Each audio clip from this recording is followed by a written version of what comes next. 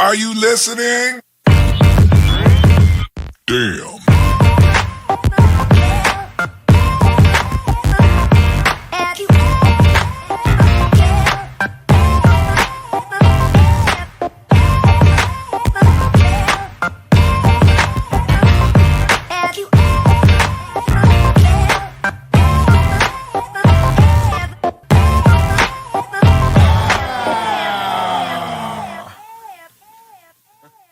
What's going on, everybody? Welcome back to Keep It a Buck podcast. I'm your man Jamm, and I'm joined today with my homie, person known for a long time, for most of my life. We got Jumar Palmer with me. What's going on, man? Serious.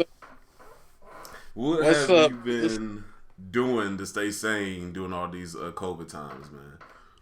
Oh man, I video game myself out. You know what I'm saying? I hate Xbox. I hate Xbox. Yeah, but really just chilling, man. Yeah.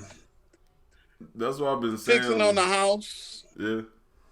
doing grown up stuff when I should be doing childish things. Gotta be grown. So, and then Ford Motor Company, they don't. Nah. Man, yeah. I already know how that is. They don't believe in not coming to work. So. I already know how that is. Yeah. Man, that's what I've been saying. Like, most people thought, with all this time, they was gonna be doing some like super constructive stuff. Everybody just been BSing, been chilling, like playing the game on Netflix, binging everything, eating. Listen, actually broke my remote for my Xbox. Playing Madden, man, online. Dude made me mad. Slam that boy up against the wall. It's broke. I hate Xbox. Messing up the game. I guess I have been being childish. That's funny. I ain't thought a controller in a minute. Like, I had one of them rage moments. And like, what made it worse is all the games dropping. Man. Yeah, what made it worse is all these boys dropping. So, but let's go ahead and get right into it. Here we got go right into our main topic. Then after that, we just go ahead and have some fun with some little silly internet stuff. So our main topic for today is men raising women. Do we feel like we raise women differently than we raise our sons, and or how in general do you feel like a men's perspective comes to raising a woman? Okay, yeah. Well, as a girl dad, as they say, you know what I'm saying, a father. Girls, I don't have any guys, but I know for sure that I probably would have raised them totally different. But the beauty in it is, when you're raising a girl, as a man, when you're raising a girl, and as you know, I've had custody of my youngest daughter since she was 6 months old, 7 months old. So now she's 15. Man, as raising a girl as a man it's a falsehood, bro. It's unreal. It's not real. I mean, when you can't, the attitudes change. You know what I'm saying? When it's a girl, you can't do certain things that you do with a boy. Like if I had a boy, I'd be like, man, shut your little, you know what up? You know? I gotta be all sensitive and talk nice and differently with him, but it's a blessing in its own, though, man. I mean, honestly, the world we live in, when we grew up, a boy had to have a rough edge almost because the streets and the society was just different it still is different for especially black men. Yeah. You know what I'm saying? But now when you're raising a woman, a girl, you have these other equations, you know what I'm saying? Because not only is she black and a woman, but now we have a society that's just totally disrespectful to our women. You know what I'm saying? So you have to teach them a different brand of human. You know what I'm saying? Because all human ain't the same, bro. I feel that. Yeah, so it's just different. Yeah, I played a big part in raising my two younger sisters. Because when Janae was born, That's when my mom's cancer first started hitting her real bad. So I had to take care of, like, this was when I was like 7. So I had to help take care of my mom and my baby sister at the same time. So I was insular, just mess with them a lot, how to take care of them. I didn't really get a chance to really come out as much until my youngest sister was born, Javani. Like, we 10 years apart. Right. Yeah, during that time, my mom was a lot more healthy. So she took over more of a role. But at that point in time, like, even like now, like, Javani she called me bro dad, because like I was taking her to field trips, like paying for the field trips, so, like, school dances and everything like that. And, like, so I do definitely think it would be like a different, like, approach if I had like a younger brother to take care of instead. But so what have you learned about yourself from raising girls? My patience is both amazing and very thin. I mean, honestly.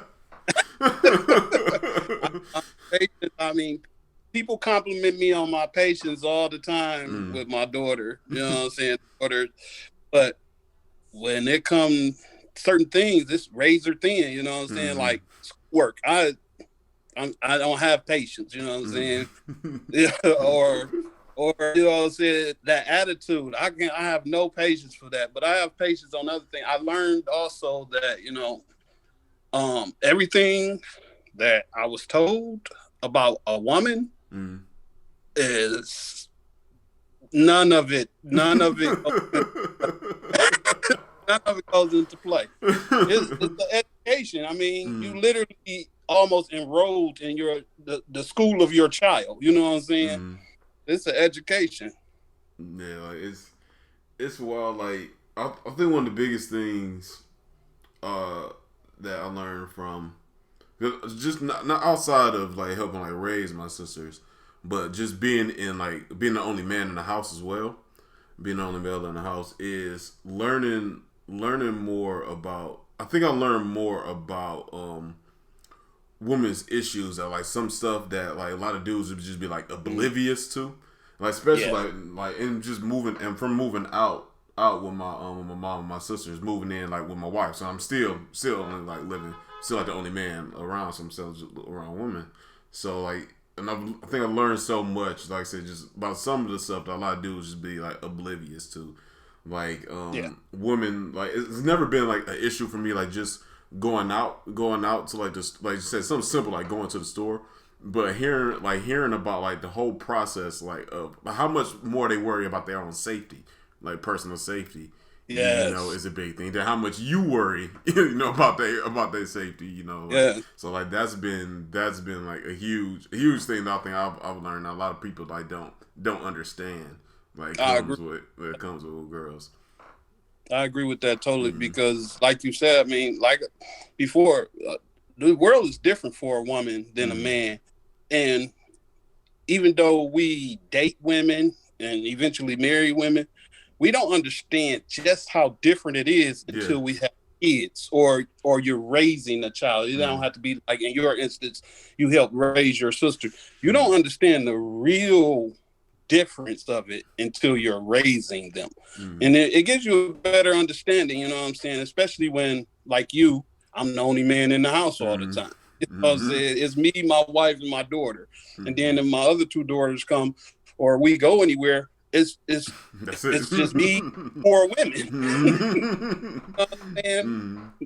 So it is what it is. I enjoy it. I love it. Did you when you knew you were gonna have a kid, did you want a daughter, or did you want like were you like thinking like, oh, I want to have a junior or something like that? Okay, I'm gonna be honest with you, man. I'm gonna be honest with you. It's called Keeping a Buck, man. Podcast called Keeping a Buck. The first child, definitely. I my whole philosophy, I want a healthy child. I don't care if it's a boy or a girl. Second child, this is what killed me. You know what I'm saying? Second child, got the ultrasound. They said it was a boy. You know what I'm saying? So I'm thinking I got a boy buying all this little boy clothes, painted the room blue, Just split the money. Did everything. Baby shower, got nothing but boy stuff, came out. I'm like, yo, got to take out the moms. Got to take out the mom side of the family. Yo. Until the doctor finally was like, it's a girl. You know? So I was, yeah, man. I was like, oh, it's a girl. That explains a lot, you know. So, you know, but my third daughter, I on the third try, I wanted a boy. I wanted a boy, but after 3, I was like, you know what, it just ain't meant to be, you know. So but my baby's just. What I deal with it, but I tell people all the time, my daughters are I'll play your kid in basketball. So it is. That's funny. From raising all daughters, what do you like? You said you think you would have raised like your sons differently. Like exactly what aspects do you think would have been like the difference in? So if I raise sons, you saying? Yeah, because earlier you said you felt like you would have, if you had sons, that you would have raised them differently. Like would have been, you would have like approached it differently. So what would you think that difference would be, and why? Yeah, what and why do you think it's a difference? I teach my daughters to be kind. I teach them to be strong-willed. You know what I'm saying? Independent. Whereas if I had a son, of course I'm gonna teach him to be kind, but I'm also gonna teach him a different kind of strength. You know what I'm saying? Because it's just different. The way we shake hands is different. You know what I'm saying? The way we do things is different. So I would have taught my son more of a hardened stance on life. You know what I'm saying? Not hardened in the sense of angry or evil or anything like that, but in the sense of anything that comes at you, you can conquer. Not saying that I don't teach my daughters that. It's just a different brand of teaching them. You know what I'm saying? So if the son, I definitely would have. He would have been, the edges would have been much more rougher. You know what I'm saying?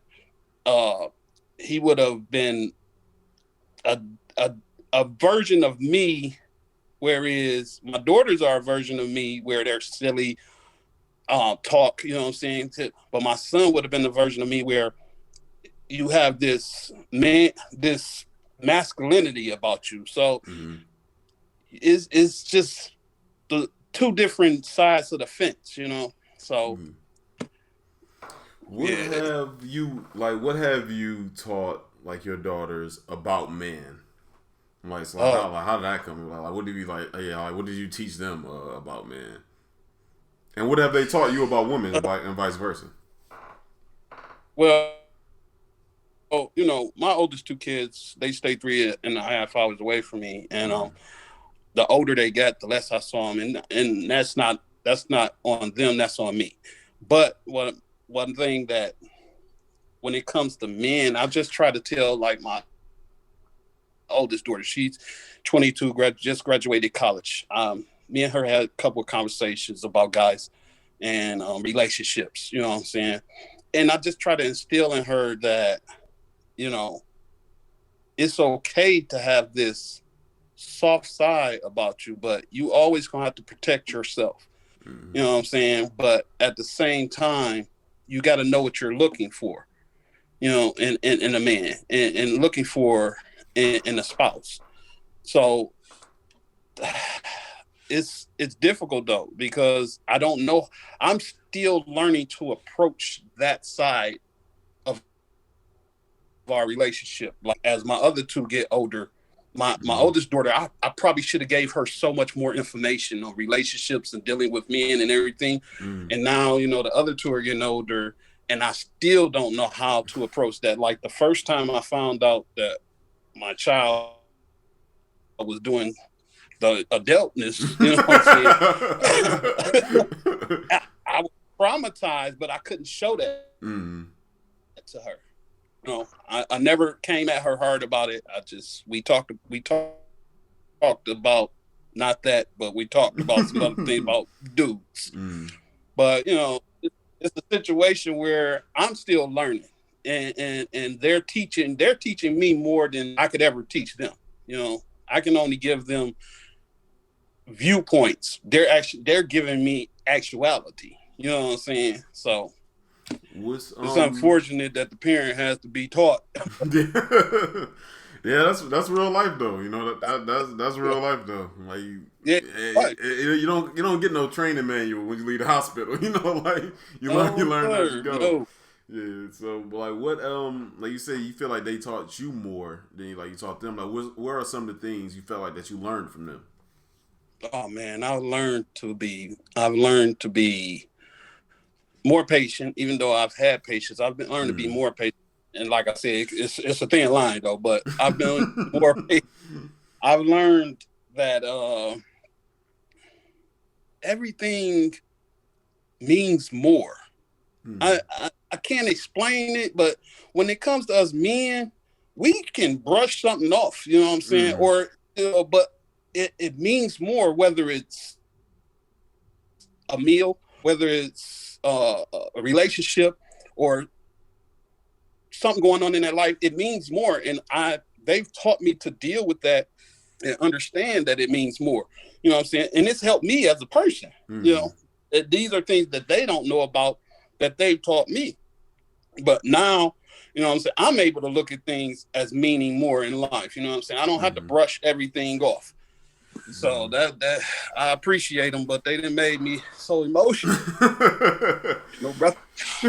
Like that was a big thing. Like one of the other episodes I had when we were discussing marriage and everything. Yeah. And a big thing is like similar that I brought up was like I had a problem with being like apathetic.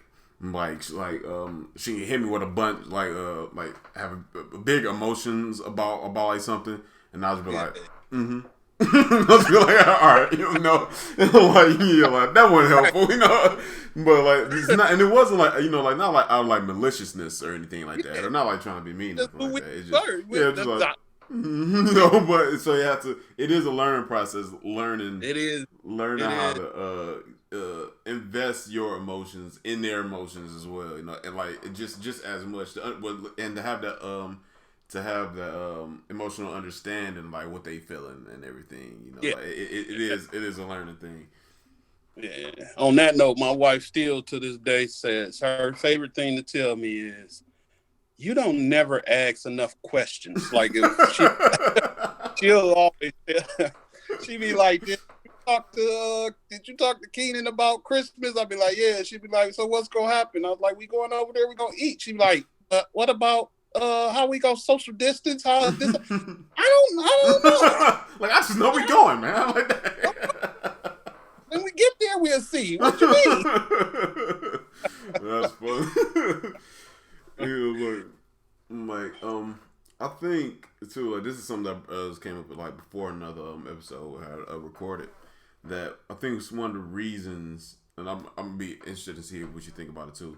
That one of the reasons that we feel like women have more like a bigger feelings about things is from how we raise women in our culture. Like when like a little like if you got like a baby girl, or let's say like a toddler or something like that, or around like 2 or 3 something. If it's a girl like she's crying, like you're gonna coddle the little girl, like but if it was a boy, we're not gonna coddle the boy as much. So like in coddling the girl, we show in coddling the girl. We teach her from a young age that her emotions like is valid and everything. So we have a positive response to when she's feeling emotional. So in doing that from a young age throughout the life, we give her more of an education to be more emotionally articulate with herself, because she gets more of a response from her emotions. She's okay with being in her emotions. She's okay with being able to like to express them and everything.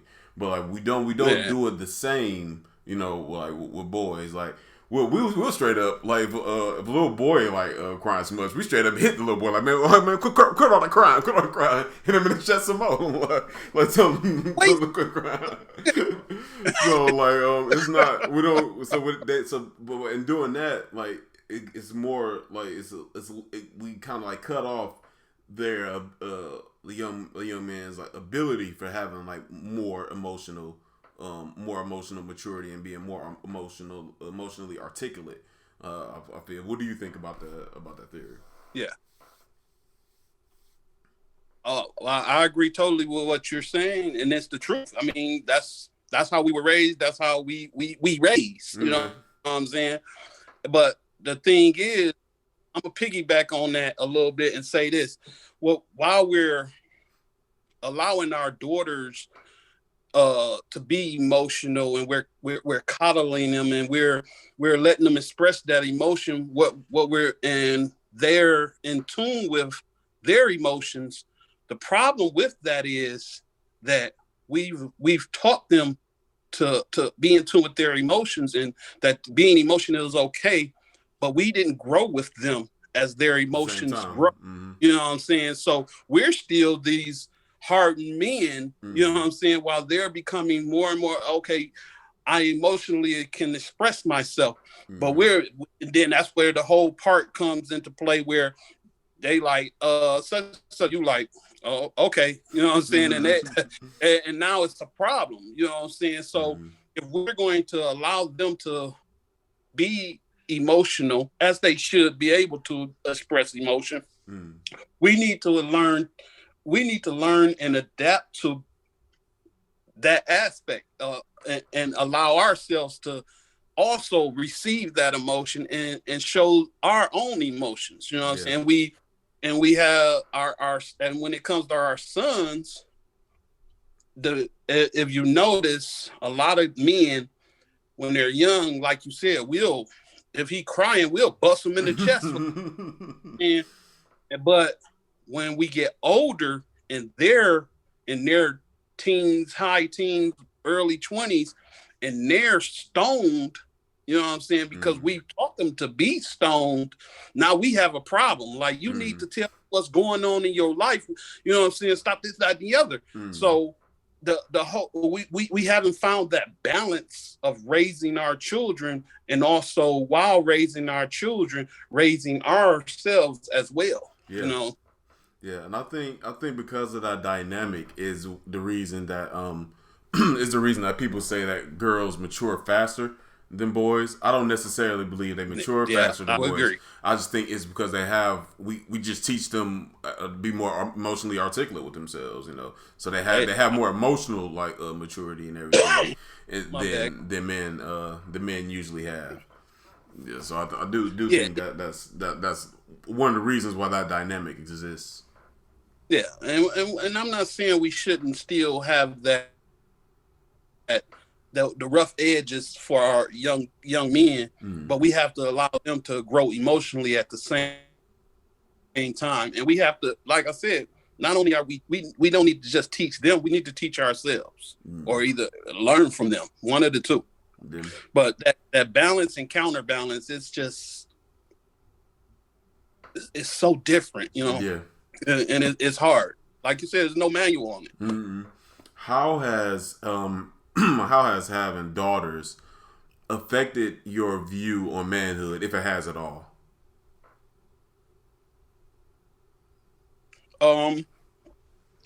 Well, I do realize, like, okay, my greatest thing is when we were coming up, I didn't do it because I just had respect as someone who was raised by women, you know, not having a father at home. And then, you know, I ended up having my granddad, but my granddad he was a strong, silent type, you know what I'm saying? He would talk and joke, but he wasn't emotional, you know what I'm saying? So as someone, I didn't call women the B word. You know what I'm saying? It's just wasn't something I did. But as I've grown, but I was okay if you, or I'm not saying you did it, but if someone else did say it, I'm about to say, don't throw me under the bus, dog. Don't do that. I wasn't like, hey man, we. I got a wife. Don't do that. That's myself. Like, oh, that ain't. Hey, hold on. Damn, don't get down like that. Yeah, so don't do that. but I dug out guys that got down like that, and it was okay. It was okay for that. But as I got older and had children, I realized, like, when I hear a dude call a girl a B, I'm like, bro, why would you call her that? You trying to talk to her. You know what I'm saying? Or why she got to be a B? You know what I'm saying? You know some dude then called your mama a B. You know what I'm saying? So, like, those are the things. Those are the things that I've learned from having girls. Is that the preciousness of them. They're more. Women are the backbone of society. You know what I'm saying? A man could go work, a man could go do this, a man could go do that. But a woman can keep a household together. You know what I'm saying? Herself. Because a man can be emotionally absent. But somehow this woman is able to keep her household with 2-3 kids, husband who's emotionally absent, and she's still working, doing all these things. She could keep it together. So she's the backbone. You know what I'm saying? Now she's the foundation, and the whole family is built around her. You know what I'm saying? Even though society tells you man this, man that. You know what I'm saying? I honestly believe that the woman is the foundation that the family is built around, and it can make and break a situation. You know, so I've just learned to appreciate a woman more since I had kids, daughters. Has having daughters changed your views on anything else, like outside of the realm of like your own manhood? Oh man, yeah, it's having daughters, and what's really changed is competitiveness. You know what I'm saying? Like, my view on being competitive, like, when I was coming up, most women I knew, they didn't like to be competitive. They didn't like a man that was competitive. My daughters are like the competitive, man. They want to beat you at everything. They could beat you at everything. But you know what I'm saying? But I've noticed it's not just them, it's women, but we don't water that competitiveness and allow it to grow. You know what I'm saying? Because a woman is not looked at as supposed to be like, hey, yo, whatever, I can do that, bro. You know what I'm saying? Like, you want to hoop, let's hoop. You want to race, let's race. So I allowed myself to water that competitiveness, and I think that since that's the one thing that I've noticed about women is how competitive they can be. You know what I'm saying? It's amazing, and if we allow them to water and flourish in that and grow in that, and it's an unstoppable force. I feel that. What would be what's something that from having daughters, something that like scares you the most about having daughters? Oh man, I can name so many things. My greatest fear is that my daughters find love and lose it. That's my greatest fear. Like, not even find love and lose it. Let me rephrase that. I'm afraid they're going to find false love. You know what I'm saying? Because I don't want my daughters to know that pain that as a young man I put on women. You know what I'm saying? Or as that I've seen other women go through. And I'm not saying men don't go through it. I'm just saying majority women think they're in love, and come to find out, yeah, you're in love, but it's a false love because you're not. That love is not piggyback to you. You know what I'm saying? It's not reciprocal. You hitting the ping pong ball to So, and that's my greatest fear. That's my greatest fear. I want to have my daughters grow up and have the family they deserve. You know what I'm saying? That's what I want. That's like, and good luck though. Well, I'm trying to wait on it. Like, I'm good. Like I said, like I help raise my two sisters, so I'm trying to chill, sit in the cut for a little bit. Like, I got more game time. Hey, keeping it a buck, man. I'm trying, man. Like, and kids don't come with receipts. You can't take them back. Man, oh man, no receipt. No receipt at all. You don't want to take it back, but good Jesus, good Jesus. You be like, oh.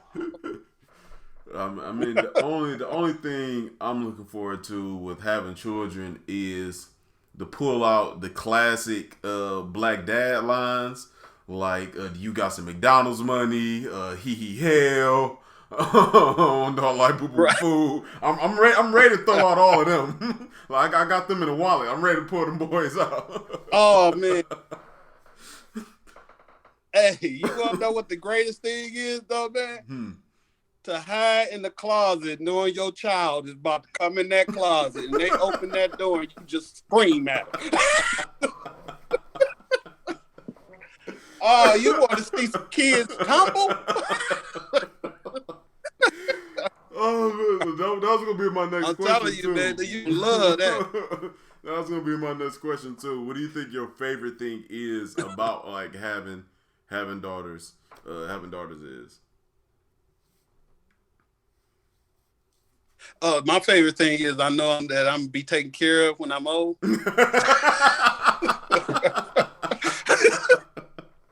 They ain't gonna put you in no home. No, I ain't gonna go home. I'm being talking about their husband. I'm being that. No, my favorite thing about being a father is like, I mean, it's unexplainable the joy that a daughter brings to you. You know what I'm saying? Even when you're not the best dad. Even when I haven't been the best dad, even when I failed them, they still have this joy for me. You know what I'm saying? And that's an amazing feeling. Amazing feeling, bro. Yeah. Well, I feel like we hit this topic inside and out, man. So like, I appreciate you for talking to me about this one, and we'll be right back.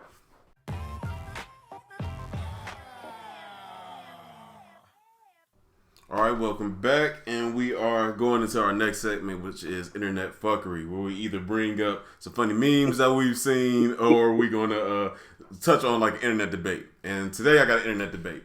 So it says, would you rather date somebody with a really bad kid, or date somebody with like a terrible baby dad? Oh man. All right, let's dig into this a little bit, man. Okay, let's dig into this with respect to my wife. You know what I'm saying? I'm gonna dig into this one. But so let's first look at the bad child. There ain't nothing worse than the bad kids, especially one you can't beat. Yeah. You can't put your hands on. Like, what's worse is they know it too. they gonna make sure you know it too. Anytime you tell a child shut the F up, you know they. You know what I'm saying? So, that's a rough one. But now let's dig into these baby daddies, man. A bad baby daddy is a terrible situation, man. A terrible situation. I mean, how bad is we talking? I mean, we gotta go to the extremes for both of them. You gotta be like just the worst kid that you know, and like just the slimiest dude that you know. You gotta go to the extremes with it. This dude, he the type of dude to just show up to the house like, I just came to get a drink of water.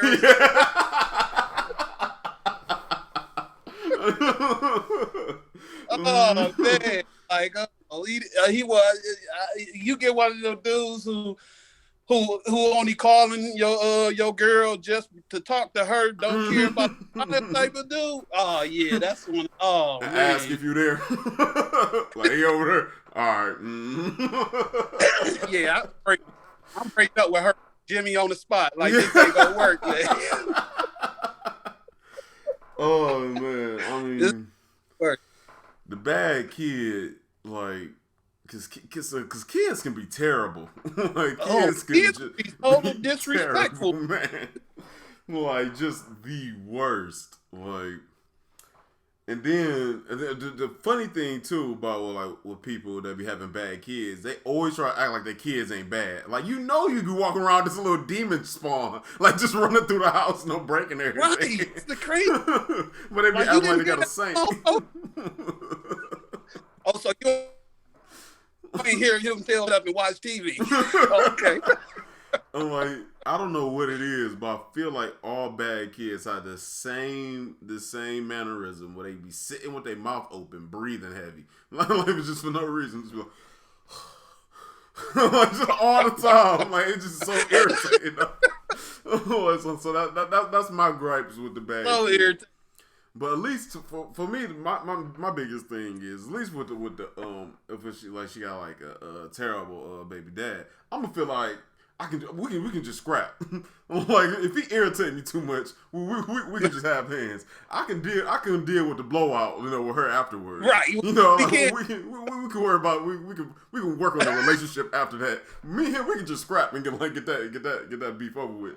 I can't scrap with no little kid. That's gonna be frowned upon. That can't happen. Yeah. You can't go fisticuffs with a 3 or 4 year old, man. Oh yeah, that bad kid. I'm thinking about, you know what I'm saying, you mess around and fall in love, and this little joker attitude don't change. Man, you know what I'm saying? And you got to hear him tell you ain't my daddy. Oh man, you ain't my daddy. Go out the way to call you by your first name. Oh man. And put some emphasis on it too. Okay, look. Hey, that's when you sneak one on him when he running past you. You just tripping up there like, oh, you all right, little dude? I think he fell on his Tonka truck. No, that's when you got to eat all their little fruit snacks. Right. Eat all the little kids snacks when it be bad. Yeah, sitting there couch eat the fruit snacks in front of him. Like I buy these juice boxes. Well, oh man, well, which one would be worse? This is a tough one. That's a tough one. I'm gonna say I can't. My whole thing. My whole thing is I don't feel like if I get into a fight with your baby daddy, and if I win, you know what I'm saying, I feel like, I'm like, if you mad that first of all, you better not be mad we fought. Like you knew what he was doing. If I win, we could stay together. But if I lose, I'm breaking up with you. Oh yeah, that's a point. That is a point. You can't lose. I can't lose. Then it's disrespect. Then if you lose, it's gonna make the kid even worse. The kid like, I'm just gonna call my daddy on you. Remember my daddy beat you up? I'm gonna call him again. You ain't never gonna leave that down. A good kid, you walk in the house and you say something to her, she made you mad, you might just be like, you know what? Leave me alone today. She'd be like, don't let me call my baby daddy. So I'll call Terrence really quick. I'll tell him you put your hands on me. Like, put that phone down. Yeah, that one is tough. If you lose the fight, then it's pretty much over. You got to move on. Yeah, because I feel, on after that one. especially in my youth, I was a pretty good dude. I could throw him. You know what I'm saying? But if I could throw him and he beat me up, oh man, I don't know what to do with this. So I don't know how to deal with that situation.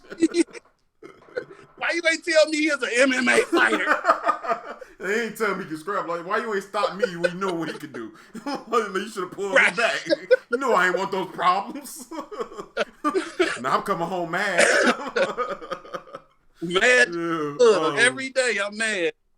Yeah, that one is a little tough right there. I mean, at least with the bad kid, it's a possibility that the kid can grow up out of their badness. You know, the kid it's a possibility. But the time where they is like super terrible, it's just the worst. Yeah, I probably go with the bad kid. I probably couldn't do the bad baby dad, man. I mean, with the bad kid, I can make him mad. You know what I'm saying? Like I come in the house with an Xbox, PlayStation 5. He like, oh my God! I'm like, don't touch my game, little boy. This ain't for you. You can get away with being petty a lot more with the kid. Yeah, you can get away with being petty a lot more with the kid. Yeah, and I'll probably pick the same. I'll probably pick the same to go with the bad kid because I couldn't just the whole situation. If I lose the fight, like on that slim possibility, if I lose the fight, yeah, like then everything over. Yeah, everything over. I am, but it's definitely a possibility. You know, it's possible. It's that'll be a tough one. You can't. No, you can't mess with her. You can't mess with her. Like the kid gonna be getting in your face. Then he gonna be super cocky. He was already like terrible. Then he gonna be super cocky, telling everybody like, "Yeah, I just beat up my baby mama new man and everything." Like he ain't nothing. Like I can't have that. Can you imagine? He ain't even gonna call her and be like, "Is he over there?" He just show up. Like what hey, you gonna do? I know today's Saturday. You make spaghetti on Saturday. I want us just some family time today. Then you try to get you to leave. I'm like, no, I can't handle that. I ain't built for that one right there. Yeah, let's go. Yeah, I probably had to go with the kid too. Yeah, like that one pretty tight. Yeah. That was pretty tight. Yeah, because if he disrespect me again, I know I can't scrap him up 1-on-1, so I'm gonna wait till I see him getting in the car with his back turned. I'm going out like a punk. It's like they gotta get that revenge some way. Like, hey, like you ain't just gonna beat me up in front of my peoples and just get away with it. Like, no, you gotta be expecting something. Like, you gotta be expecting something. Yes, I think I'm gonna have to go with the bad kid. I'm gonna definitely go with the bad kid. Yeah, I'm petty as hell with him. Like, we can do that one. The heck. Oh man! All right, we'll be back with our next segment.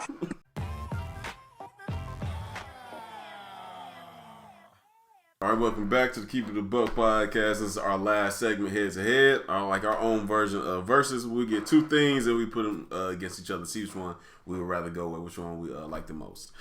And today, we got it's Thanksgiving themed. What is going to be like the best side for Thanksgiving? Oh, the mac and cheese, or you got some candy yams. Which ones you going with? All right. I'll be honest with you, man. That mac and cheese. Wait, who making it? Yeah, I'm about to say that's the thing. Like that's the thing with the mac and cheese, because the mac and cheese could be the star of the. It can be better than the turkey. The mac and cheese can be the star of the plate, but depending on who making it, it can be the best thing or it can be the worst thing. It can make it, or it can ruin the whole meal. Yeah, because you mess around and get somebody who somehow made some runny macaroni and cheese, you'd be like,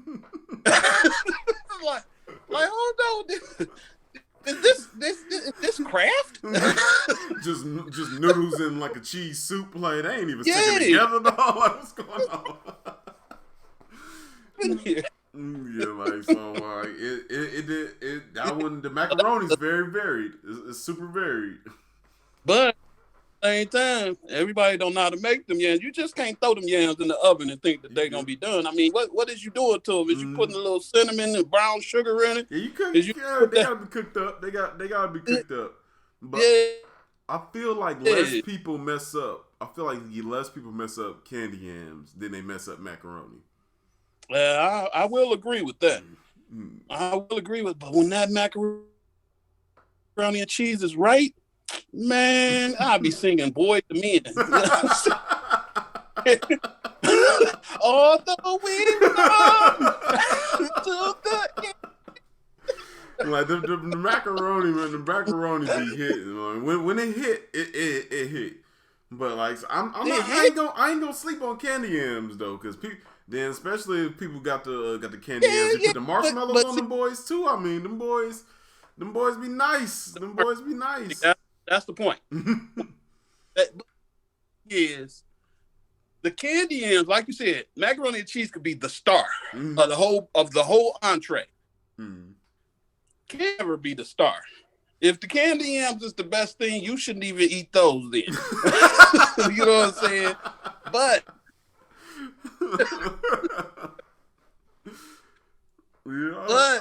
man, that's a tough one because some good candy yams are how you skipping dessert. You know what I'm saying? Them boys is warm. Like, oh, you want some of this banana?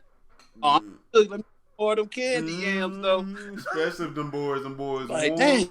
And they come out that like that 15-year-old Pyrex dish, that see-through boy with the chipped ends on there. Like, so you know the boys about to be fired. What? Hey, man, that's but you gotta if you dig into that macaroni and cheese and the top of the edge stay up against the container. That's some good macaroni and cheese. You know what I'm saying? You don't get that little cheese, that cheese that melted into it. That's a stand right there. Yeah. Cheese, you know Yes, that's like. So I don't know. I gotta go mac and cheese though because it's just, you know, when you go for this is how you can determine.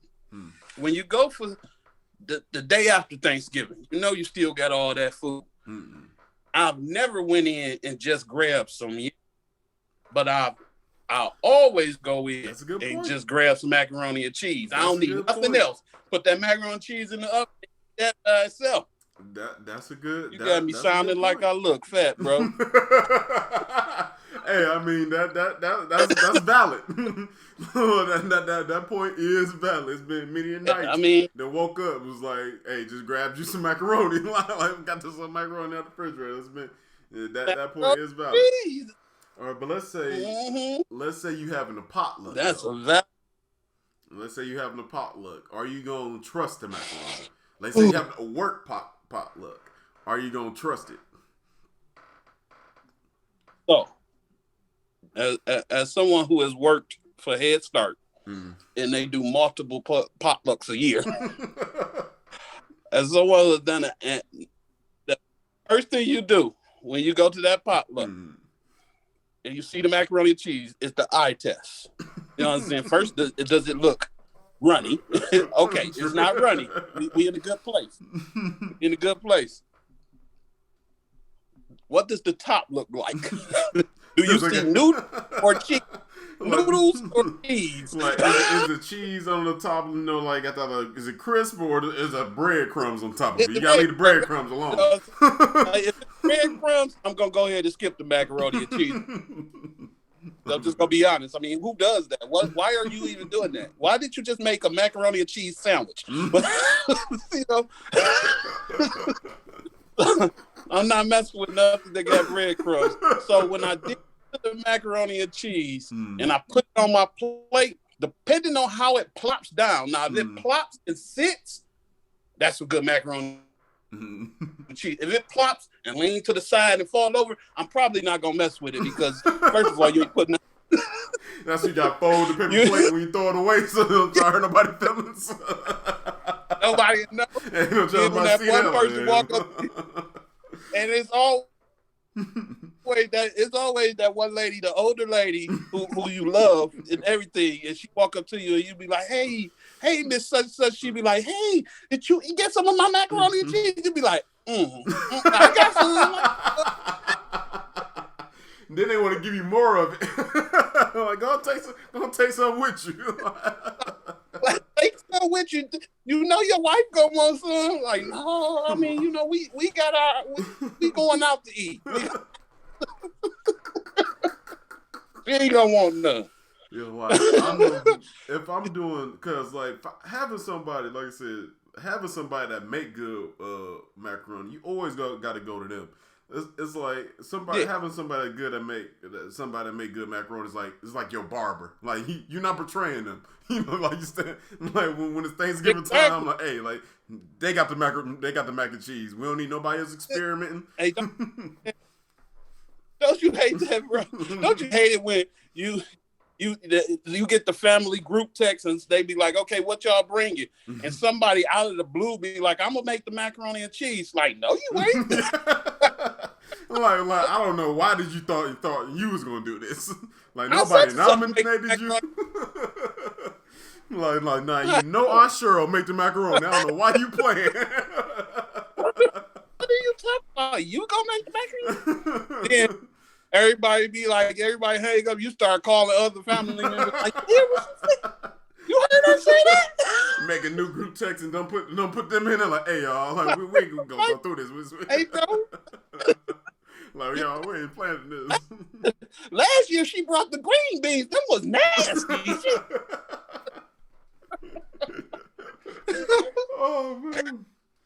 But the thing with the candy Yams is, like, when them boys warm and fresh out the oven, like, and them boys be sweet. You're right, they are almost like a dessert as well as a meal. So you can get full off them boys and get that good sweetness.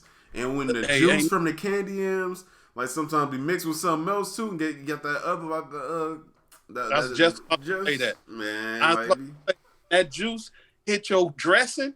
You in another world then. Like, oh man. And then you might have that one family member who seasoned it too much. That's me. Season their food too much, and then you eating it. You like, dang, this chicken good. Well, you dip that candy Yam, and then you eat like the chicken and take it with. Oh man, it's a meal and a condiment at the same time. Yeah, it's the compliment to the irrational food that's on the plate. like I don't know. Like I said, we know macaroni can be the star of the plate. Like that's well known. But so we also know it can mess it up. But I don't know if the macaroni could rescue a plate.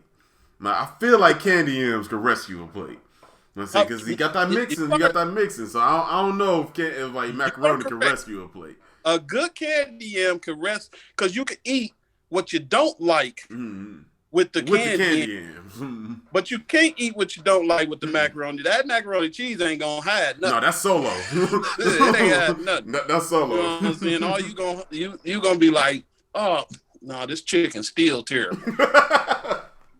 Oh man, yeah, you still throwing away that plate. you know, like like I don't think the macaroni's a solo star. Like it ain't saving the plate. I don't feel like.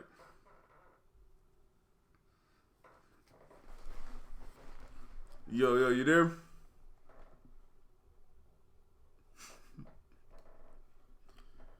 Well, it looked like I lost him. So, for the listeners, like, I don't know if you can hear me, Jamar, but I'm going ahead and end the show since we got since you like froze. I'm gonna end it right here. This been I'm gonna end up just for the thing. I'm gonna end up going with I'm gonna go with macaroni. It's a classic. But this has been another episode, and I'm out.